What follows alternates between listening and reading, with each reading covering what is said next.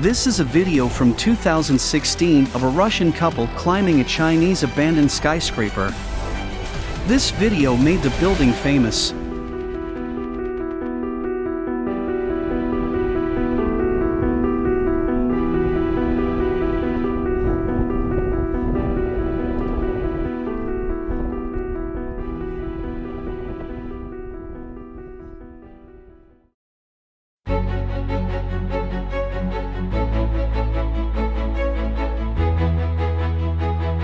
The building is definitely the most famous abandoned building in China, and possibly the world. It is the world's tallest abandoned building. It is called the Tianjin Goldin Finance 117 building.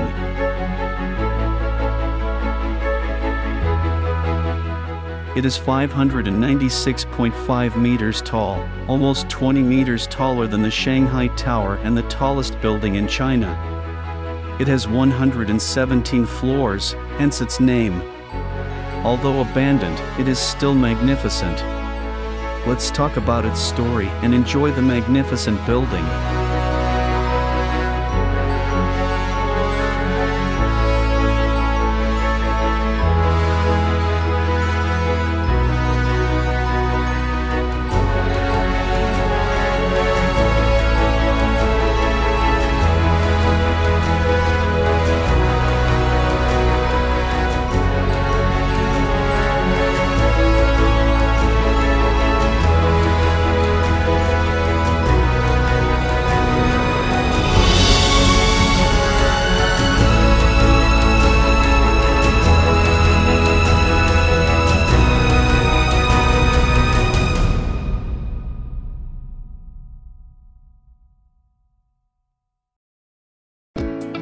We had heard that there was the tallest abandoned building in the world in Tianjin. Since it is so close to Beijing, we decided to go and see it.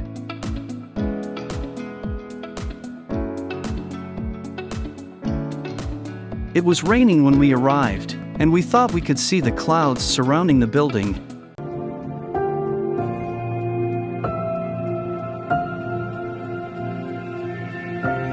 But it became clear at noon.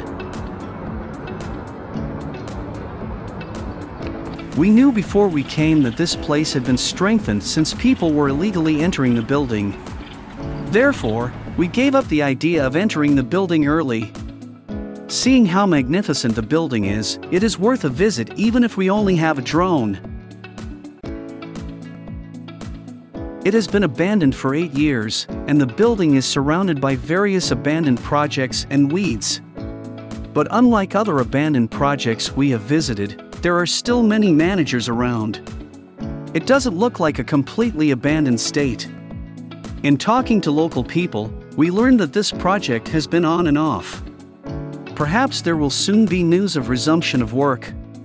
During these 8 years, the country has issued a limit on the height of skyscrapers. No skyscrapers over 500 meters can be built. Combined with the changing real estate market, the fate of the 117 building has also changed with the development of Tianjin.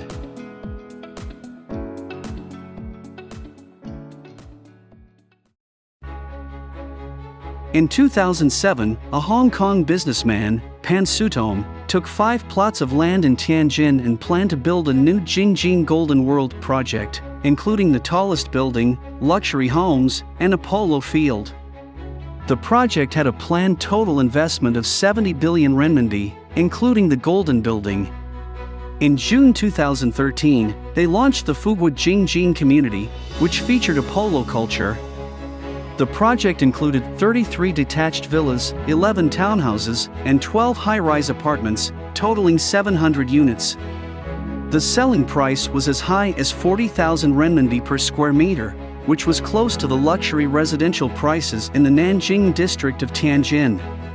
When the 117 building was about to be capped in 2015, Goldin Group said that 40 billion renminbi had been invested in the project.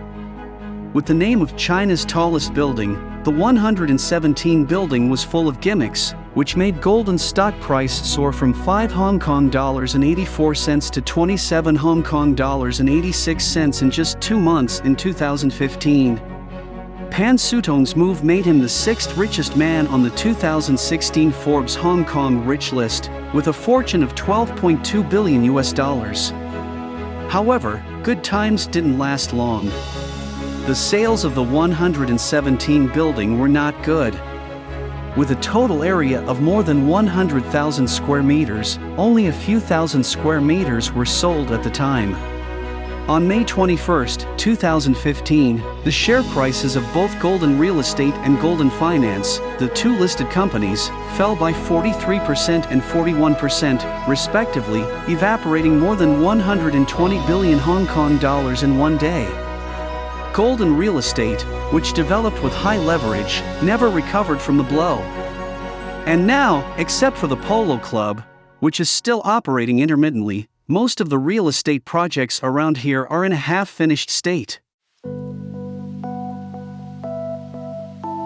Building 117 has become famous in recent years because many people regard it as a holy place for adventure.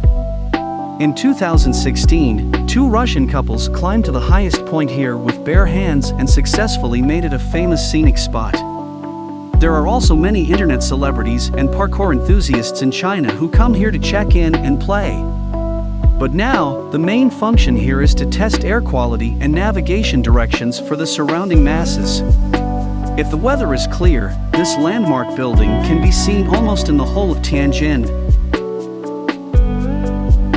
After seeing the 117 building, we accidentally visited a nearby real estate project Left Bank Garden. I've never seen a building like this before. From the outside, it looks like a French neighborhood-style house. But the houses in France are open, and there are bottom shops to facilitate residents living and shopping. The design here is still a closed community, and the interior of the house is designed with two flat floors. It's really the first time I've seen this style of villa, and probably the French will find it fresh when they come. This neighborhood is also unfinished, and only a small part of it is inhabited. It was probably built together because of the 117 project, and now it has become an embarrassing real estate that is half unfinished.